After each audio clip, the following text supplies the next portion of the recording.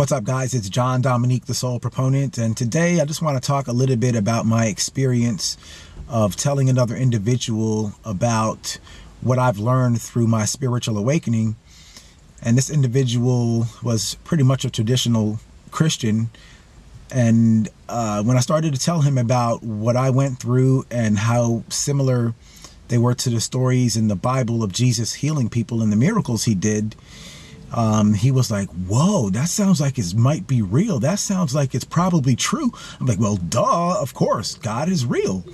I mentioned to him things like, when Jesus turned the water into wine, how that's actually a metaphor or symbolism for the emptiness that we experience when we let go of our beliefs, that emptiness actually turning into a fullness, into an immaculate presence and a divinity.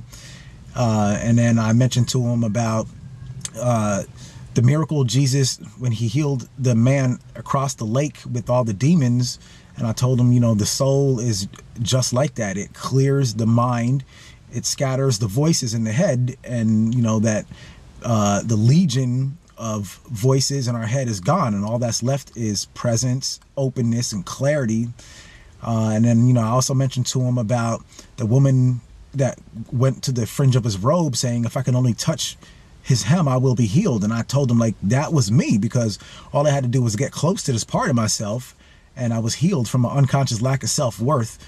And I can tell in his heart, he knew that there was something there. And he was like, wow. And I just like to share this information with people, because it lets them know that, yeah, God is real. And it gives them a little bit more to think about, like, well, maybe it's not as literal as I thought it was. And I don't expect anyone to just take my word for it. And I'm like, well, no, you need to go find out for yourself.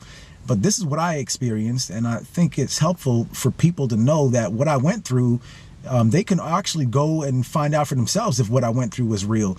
And they might even have better experiences that I did, but it's all here basically to give you an idea and to know for a fact that God is real. The scriptures are real. It's not literal, but it is real. And that's kind of the thing I've been trying to stress, really, that the basic bottom line to the gospel message is true, but it's just not literal. John Dominique, the Soul Proponent. Peace.